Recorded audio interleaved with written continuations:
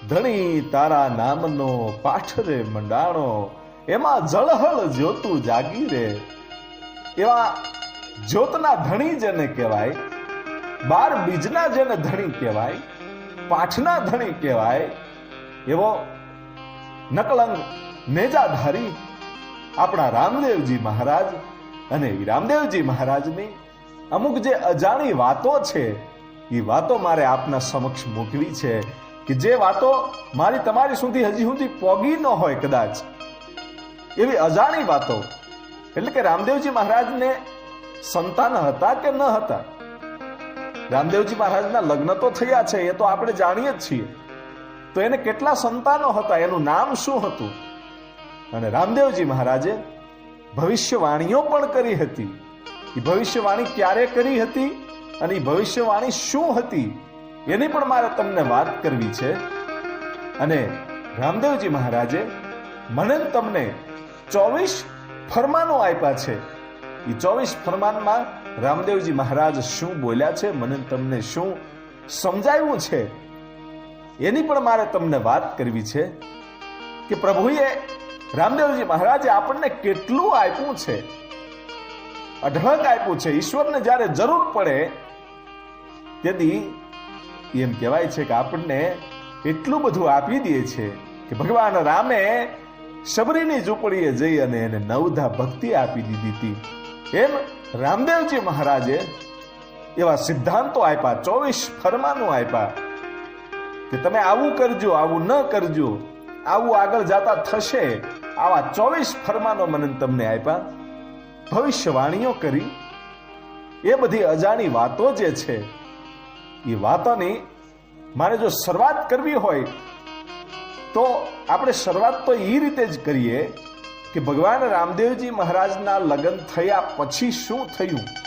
આપણે આખું ગુજરાતમાં જે રામદેવજી મહારાજનું આખ્યાન રમાય છે, એ તો આપણે બધાએ જોયેલું જ હોય ને. એ આખી કહાનીની મને તમને ખબર જ છે. પણ લગ્ન થયા પછી શું થયું?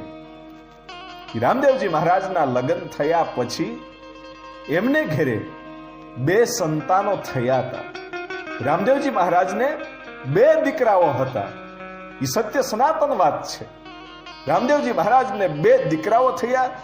એમાંના એકનું નામ સાદાજી હતું અને બીજાનું નામ દેવાજી હતું. એ સાદાજી અને દેવાજી નામના રામદેવ પીરને 2 દીકરાઓ હતા. અને પછી સમય જતા જ્યારે ભગવાન રામદેવજી મહારાજનું કાર્યકાળ પૂરું થાય છે, ત્યારે પોતાના પિતા અજમલજીના સપને જઈ અને કીધું કે હવે હું ધામમાં જાઉં છું. અને અજમલજીને એમ કહેવાય છે કે વહેલી સવારે આ સપનું આવતાની સાથે જાગી ગયા. અને જાગી અને સીધા જ ભગવાન રામદેવજી મહારાજને મહેલે ગયા.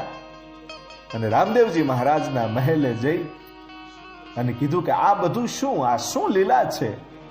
અને ત્યારે રામદેવજી મહારાજે કીધું કે તમે યાદ કરો, આપણો બંનેનો સંબંધ શું છે?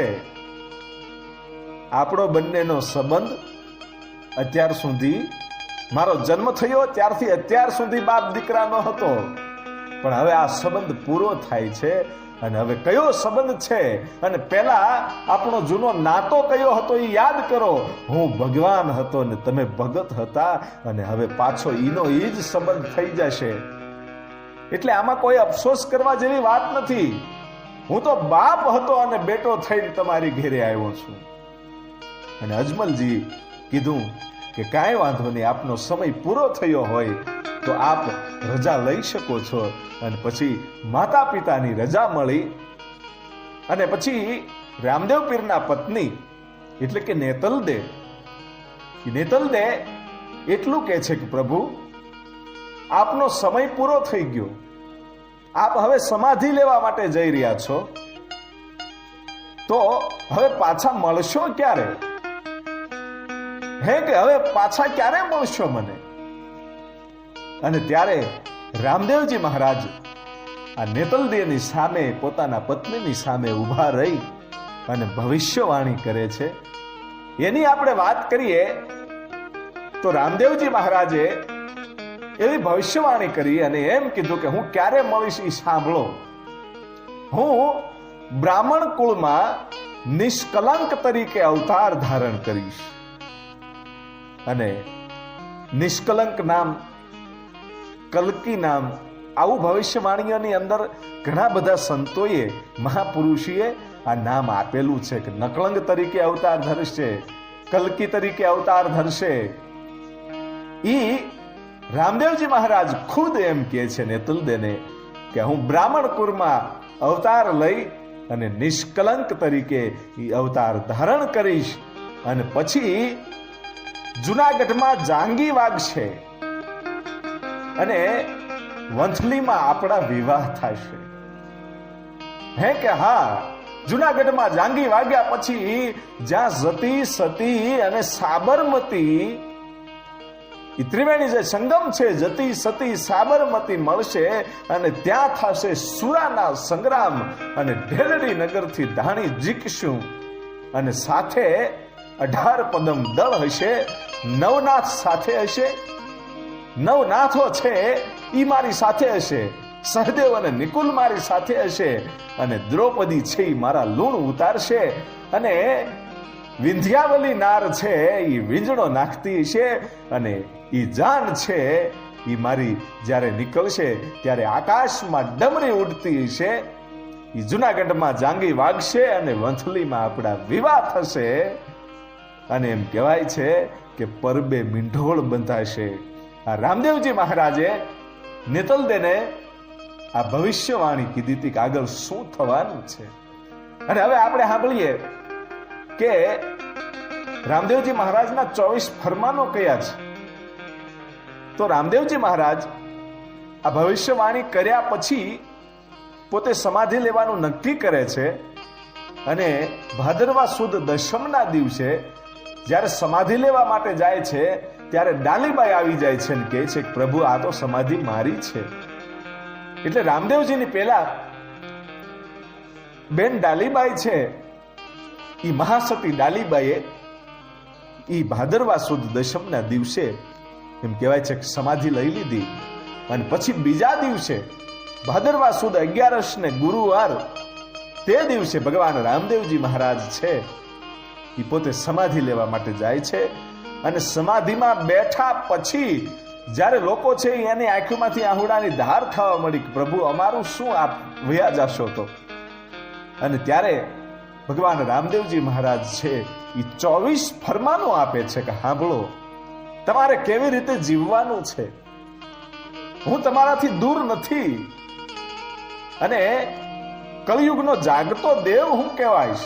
હું તો તમારાથી એક વેત જ આગો હશું, પણ તમને જો મને પામતા આવડે તો.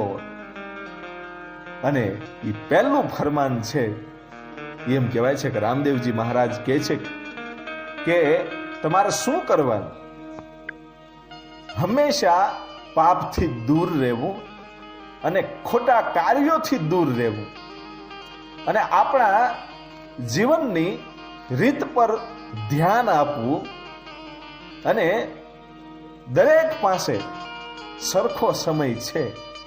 જો રામદેવજી મહારાજ બહુ સરસ વાત કરે છે કે દરેક માણસ પાસે સરખો સમય છે.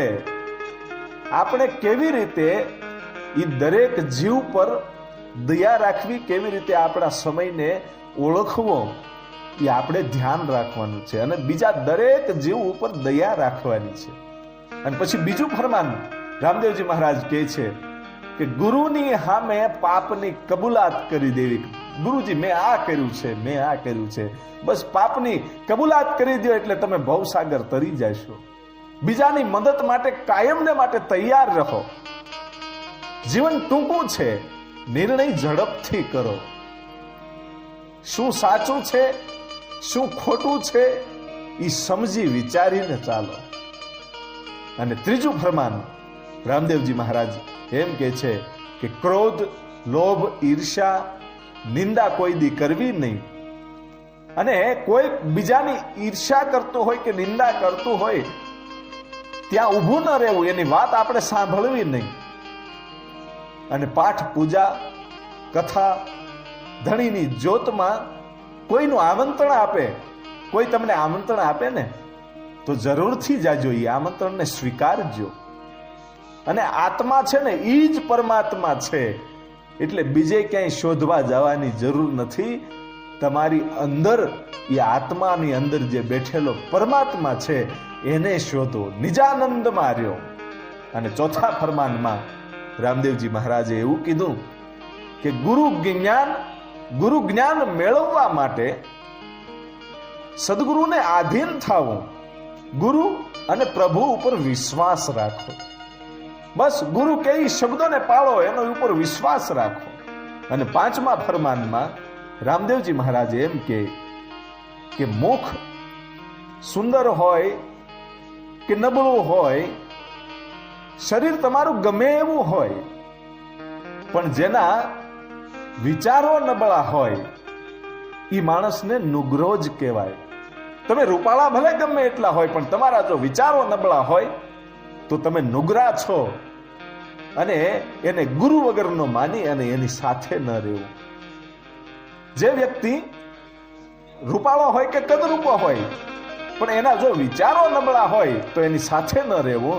અને જેના સદગુણ હોય, સારા વિચારો હોય, એની સાથે કાયમને માટે ભજન સત્સંગ કરવું. અને છઠ્ઠા ફરમાનમાં ભગવાન રામદેવજી મહારાજ એમ કે માનવ સેવા છે ઈ જ પ્રભુ સેવા છે. પ્રભુની સેવા તમારે જો કરવી હોય તો માણસની સેવા કરો.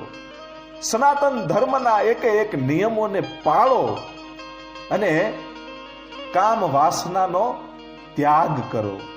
તમારી અંદર જે કામ ઉત્પન્ન થાય છે, તમને જે વાસના ઉત્પન્ન થાય છે, એનો ત્યાગ કરો, એને કંટ્રોલમાં કરો. અને સાતમું ફરમાન રામદેવજી મહારાજ કહે છે કે મારા ભક્તો કે જે નમ્ર છે, દયાળુ છે, સિદ્ધાંતમાં ચાલે છે અને સાચું બોલે છે ને, અને ક્યારેય ખોટું નથી કરતા ને, એ જ મારા સાચા ભક્તો છે અને એને મારા દર્શન જરૂરથી થાય છે. અને આઠમા ફરમાનમાં બહુ સરસ વાત કરી કે માતા પિતા, ગુરુ અને મહેમાન એનો સત્કાર કરવો. માતા પિતા હોય કે ગુરુ હોય કે કોઈ તમારી ઘરે અતિથિ આવ્યો હોય, એનો સત્કાર કરો, એટલે એ પ્રભુને ગમશે. રામદેવજી મહારાજ કહે છે કે જે તમે મહેમાનનું, તમારા માતા પિતાનું, ગુરુનું જે સન્માન કરશો, એનો સત્કાર કરશો, એનો આદર કરશો ને, તો એ મને ગમશે, એટલે પ્રભુ રાજી થશે. અને નવમા ફરમાનમાં એમ કહે છે કે વહેલા ઉઠવું અને શરીરને સાફ રાખવું અને પહેલું કામ પ્રભુનું નામ લેવું, એટલે ઈશ્વર રાજી થશે. અને 10મા ફરમાનમાં એમ કહે છે કે જ્યારે પ્રભુનું નામ લેવા માટે બેસો ત્યારે એક શાંતમય જે જગ્યા હોય ત્યાં જઈ અને શાંતિથી તમારી તમામ ઇન્દ્રિયોને નિયંત્રણમાં રાખી અને પછી પ્રભુનું નામ લેવું, એટલે ઈશ્વરના તમને દર્શન થશે, ઈશ્વર તમારી સમક્ષ હશે. અને 11મા ફરમાનમાં ભગવાન રામદેવજી મહારાજ એમ કે સંસારની મોહ માયા છોડવી, અભિમાન છોડવું, મૃત્યુ સિવાય બધું જ ખોટું છે, માત્ર ને માત્ર મૃત્યુ એક જ વસ્તુ સાચી છે. એટલે પ્રભુને પ્રેમ કરો, બીજા કોઈને પ્રેમ કરવાની જરૂર નથી, માત્ર ને માત્ર પ્રભુને પ્રેમ કરો. એ પ્રભુ ને તમે જે પ્રેમ કર્યો હોય છે એ ક્યારેય દગો નહીં આપે. અને સુખ દુઃખની વાત કરવી હોય ને તો પ્રભુને કરજો. અને બહુ વાત સાચી છે, તમારે છે ને કોઈને આધારે રહેવું હોય ને તો એ ઈશ્વરના આધારે રહેવાય, માણસના આધારે કોઈ દી રહેવાય નહીં. શું કામ? કારણ કે ઈશ્વર છે ને એ તમારું સાંભળી લે અને માણસ છે એ તમને સંભળાવી દે. એટલે એને આપણને ક્યાંક મદદ કરી હોય ને તો એ આપણને સંભળાવી દે કે મેં તારી આ જગ્યાએ મદદ કરી હતી, આમ કર્યું તું, તેમ કર્યું તું. એટલે સુખ દુઃખની વાતો રામદેવજી મહારાજ એમ કે છે કે સુખ દુઃખની વાત જો તમારે ક્યાંય કરવી હોય તો એ પ્રભુને કરો. અને અહીંયાના ભાવથી જો કરો આકલો તો ઢીંગલો ચિથરા તણો ધૂણે. એમ જો તમે હૃદયથી પ્રભુને પ્રાર્થના કરી હોય તો એ સાંભળી લે છે. અને 12મા ફરમાનમાં રામદેવજી મહારાજ એમ કે આપણી પાસે સંપત્તિ હોય તે પ્રમાણે જ વાપરવું, આપણી પાસે જેટલું હોય એ પ્રમાણે જ વાપરવું. કે માનો કે આપણી પાસે ઓછી સંપત્તિ છે ને આપણે વધારે વાપરીએ, એ બહુ મહત્વ ધરાવતી વાત નથી. એવું ન કરવું જોઈએ. અથવા તો વધારે સંપત્તિ છે અને લોભ કરીને બધું ભેગું કરવું, એવું ન કરવું. રામદેવજી મહારાજે બહુ સરસ વાત કરી 12મા ફરમાનમાં બહુ સરસ વાત કરી કે આપણી પાસે સંપત્તિ હોય તે પ્રમાણે જ વાપરવું, લાલચ ન રાખવી, પૈસાની પાછળ ભાગવું નહીં, અને જરૂરિયાત વસ્તુમાં ક્યારેય લોભ ન કરવો, અને ઉચ્ચ સ્થાન મેળવવા માટે, એવું કોઈ ઉચ્ચ સ્થાન હોય એને મેળવવા માટે લાલચ કોઈ દિવસ નહીં રાખવાની.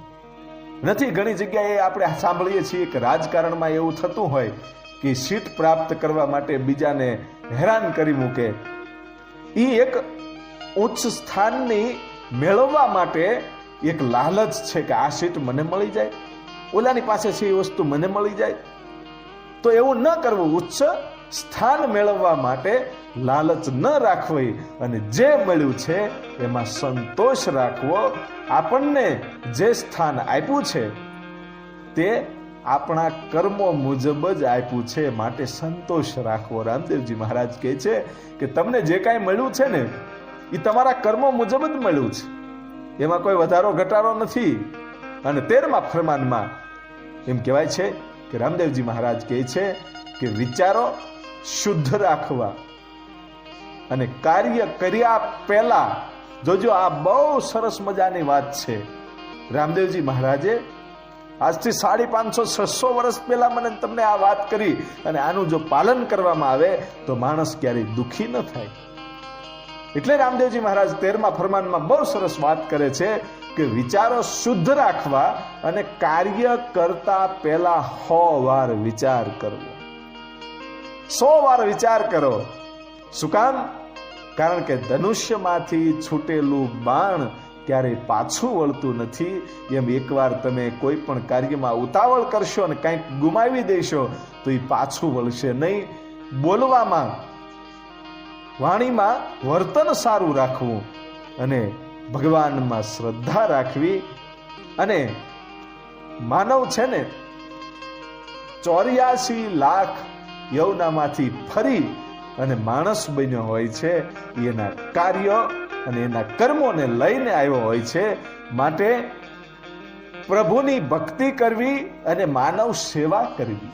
અને 14મા ફરમાનમાં ભગવાન રામદેવજી મહારાજ એમ કહે છે કે ગરીબને મદદ કરવી, અને ગરીબને જે મદદ કરે છે એ રામદેવજી મહારાજ કહે છે કે મને વાલા બહુ છે. જે ગરીબને યાદ રાખે છે એને પ્રભુ યાદ રાખે છે. અને 15મા ફરમાનમાં એમ કહે છે કે સાચા ભક્તો પ્રભુને વાલા છે અને સન્માનનીય છે. પ્રભુ હંમેશા એની મદદ કરવા માટે તૈયાર રહે છે. અને 16મા ફરમાનમાં ભગવાન કહે છે ધર્મ કે રંગ કે જાતિ જે સમાન રાખે છે એને જ ફળ મળે છે. બાકી જે લોકો જાતિ પાતિ અને ધર્મના વાડા પાડીને જુદા પડે છે એને માટે એને કોઈ જાતનું કાંઈ ફળ મળતું નથી. ગમે એટલી ભક્તિ કરે, ગમે એટલી કથાઓ સાંભળે, ગમે એટલા રામદેવજી મહારાજના પાઠ કરે કે જોતું કરે, તો એને ફળ મળતું નથી. રામદેવજી મહારાજ કહે છે કે સર્વ ધર્મ સમભાવ, એટલે કે બધાને એક સાથે લઈને જે હાલતો હોય માણસ, જાતિ પાતિનો અને રંગનો જેને ભેદભાવ ન હોય એને જ પોતાની ભક્તિનું ફળ મળે છે. અને 17મા ફરમાનમાં ભગવાન એમ કે જેને પ્રભુ પર વિશ્વાસ છે એવા લોકો જ મારા સાચા સ્વરૂપના દર્શન કરી શકે છે. અને વાત બહુ સાચી છે. વિશ્વાસ તો ઈશ્વર ઉપર જ રાખવાનો હોય ને. એટલે ભગવાને કીધું કે જેને મારા ઉપર વિશ્વાસ છે એવા લોકો જ મારા સાચા રૂપના દર્શન કરી શકે છે. બાકી તો આપણે મૂર્તિઓના દર્શન કરી લઈએ, ફોટાના દર્શન કરી લઈએ, એનું સાચું રૂપ શું છે એ મને તમને દેખાવાનું નથી. કારણ કે આપણને ઈશ્વર ઉપર ભરોસો જ નથી ભલા માણસ. અને 18મા ફરમાનમાં ભગવાન રામદેવજી મહારાજ એમ કે દુનિયામાં સાચા ખોટા તો હોય જ, પણ કોઈ નર નારી પ્રભુનું ભજન કરતા હોય એમાં આપણે દખલદારી ન કરવી, એટલે કે દલાલી ન કરવી, એમ કે ભાઈ ખોટી રીતે એની વાતોમાં આપણે કૂદીને પડી જવું કે ફલાણા ભાઈ ને ફલાણી બેન ને એ તો ભક્તિ કરે ને ઘણા ખરા નથી કેતા બહુ મોટો ભગતડો થઈ ગયો, કોઈ બેન ભક્તિ કરતા હોય તો કે એ તો ભગતડી થઈ ગઈ, એ ખોટી દખલ ન કરવી કોઈની વાતમાં. આ બહુ સરસ મજાનું ભગવાન રામદેવજી મહારાજે વાત કરી કે કોઈ પણની વાતમાં આપણે દખલ ન કરવી જોઈએ. અને 19મા ફરમાનમાં ભગવાન એમ કે જે વ્યક્તિ ભક્તિના બહાને નાટક કરે છે મારી પૂજાને લાયક નથી. અમુક નથી ઢોંગી હોય છે, આપણને એમ લાગે કે ઓહો આ તો બહુ મોટા સંત છે, બહુ મોટા ભગત છે, બહુ મોટા બાપુ છે, પણ એ ભક્તિના નામે ઢોંગ કરતા હોય તો એ પ્રભુ કહે છે કે એ મારી પૂજાને લાયક જ નથી અને હું એનામાં ધ્યાન દેતો જ નથી, એનો ભાંડો ગમે ત્યારે ફૂટવાનો છે. અને 20મા ફરમાનમાં ભગવાન કહે છે કે જે વ્યક્તિ વિશ્વાસથી ભક્તિ કરે તે જ આ ફરમાનને લાયક છે. કેવી સરસ વાત કરી કે મારા ફરમાનો કોણ સાંભળશે? કે જેને પ્રભુ ઉપર વિશ્વાસ છે, પોતાની ભક્તિ ઉપર વિશ્વાસ છે, એવા લોકોને જ આ ફરમાન સાંભળવાની જરૂર છે, બાકી બીજા કોઈને ફેર પડવાનો નથી. એ મારા ફરમાન સાંભળવાને લાયક નથી. અને 21મા ફરમાનમાં ભગવાન રામદેવજી મહારાજ કહે કે આપણે ક્યારેય કોઈની અવગણના ન કરવી, દરેક વ્યક્તિનું સાંભળવું. કોઈ પણ વ્યક્તિ તમને વાત કરતો હોય તો એની વાત કાપીને આપણે એને હામા પડીએ એવું ન કરવું, બધાનું સાંભળી લેવું. બસ સહન કરે એ જીતી શકે આ દુનિયાની અંદર. અને 22મા ફરમાનમાં ભગવાન કે ભક્તિના 9 સ્વરૂપ છે અને તમામ સ્વરૂપને પ્રણામ કરવા, એનો આદર કરવો. અને એ આદર કરે છે ને, જે 9ધા ભક્તિ કહેવામાં આવી ને, એ 9 સ્વરૂપો ભક્તિના છે ને, એનો જે આદર કરે ને એ જ માણસ મોક્ષનો અધિકારી છે, બાકી બીજાને મોક્ષ નથી મળતા. અને 23મા ફરમાનમાં ભગવાન કહે છે કે જે વ્યક્તિ પારકાની મદદ કરે અને દાન આપીને અજાણ રહે એ વ્યક્તિ હંમેશાને માટે એને મોક્ષ હોય છે. અને કોઈ દિવસ કોઈની આશા ન રાખે એવો વ્યક્તિ કે માત્ર ને માત્ર પ્રભુની ભક્તિમાં વિશ્વાસ રાખે, બીજાની આશાએ ન જીવે કે ઓલો મને કંઈક મદદ કરશે, ઓલો મદદ કરશે તો હું કંઈક આગળ વધીશ, એ વાત જ ખોટી છે. પ્રભુ કહે છે કે કોઈની આશા ન રાખે ને એ જ પ્રભુની નજીક છે, બાકી બીજાની આશાએ જીવતા હોય એ ક્યારેય પ્રભુની નજીક ન હોય. એને જીવવું હોય તો પ્રભુની આશાએ જીવાય કે વહેલા મોડું ગમે ત્યારે તમને નહીં તો તમારા સંતાનને તમારી ભક્તિનું ફળ મળશે, એ 100% ગેરંટી વાળી વાત છે. અને 24મા ફરમાનમાં ભગવાન રામદેવજી મહારાજ એમ છે કે છે કે હું એ જ છું કે જે મારા ભક્તોના હૃદયમાં છું. હું એ જ છું કે જે મારા ભક્તોના હૃદયમાં આત્માની અંદર જે પરમાત્મા બેઠો છે એ જ છું. અને દરેક ભક્તોના હૃદયમાં હું છું. અને પછી 24ના ફરમાનમાં છેલ્લે ભગવાન રામદેવજી મહારાજ બધાયને લોકોને એમ કહે છે કે હવે સાંભળો, ધર્મની રક્ષા માટે હું ઈશ્વર પુનર્જન્મ લીધા કરું છું. ધર્મની રક્ષા માટે પુનર્જન્મ છે એ થયા જ કરે છે અને ધર્મની વારંવાર સ્થાપના થયા કરે છે. એટલે તમારે ચિંતા કરવાની જરૂર નથી. અને તમારી ઉપર કોઈ પણ વ્યક્તિ શંકા કરે, તમને ગમે એવી વાત કરે ને, અને તમારા મનની અંદર કદાચ મારા ઉપર શંકા થાય તો બીજા કે એમ કરતા નહીં. અને મારી જે સમાધિ તમે મને અહીંયા આપો છો એ સમાધિને ક્યારેય ખોલતા નહીં, એટલું કહી અને પછી રામદેવજી મહારાજ એમ કહેવાય છે કે પોતાના ધામમાં પધારે છે, સમાધિ દેવાઈ જાય છે.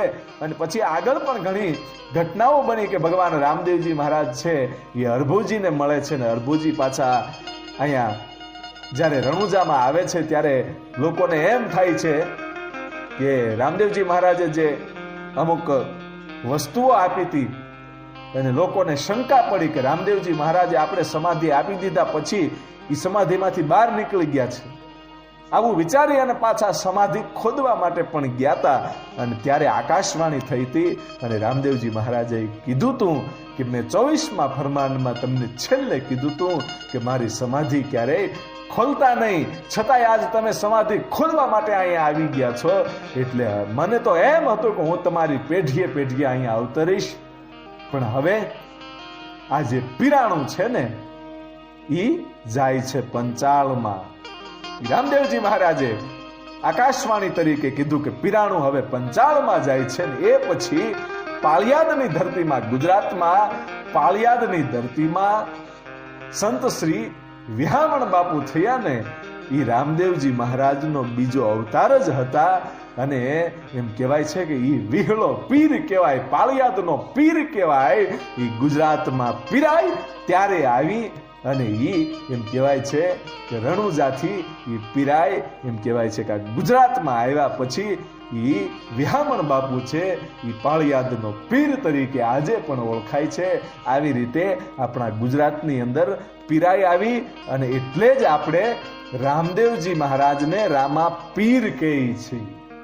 નહીતર રામદેવજી મહારાજ તો હિન્દુ છે, તો એ પીર શા માટે કહેવાય? પીર તો મુસલમાનોની અંદર આવે છે, ફકીર પીર, છતાંય આપણે એને પીર શા માટે કહીએ છીએ કે રામદેવજી મહારાજે આ ગુજરાતની અંદર પીરાઈ આપી છે. એટલે આવી કંઈક વાતો હતી રામદેવજી મહારાજની. અને હવે આપણે મળીએ છીએ આગળના ઇતિહાસમાં. તો આઈ મોગલ સ્ટુડિયો મુંડકીધાર, લોક સાહિત્યકાર લાખાભાઈ રબારી, આ યુટ્યુબ ચેનલને આપ જરૂરથી સબસ્ક્રાઇબ કરજો. આવા વિડીયો જોવા માટે જરૂરથી સબસ્ક્રાઇબ કરો.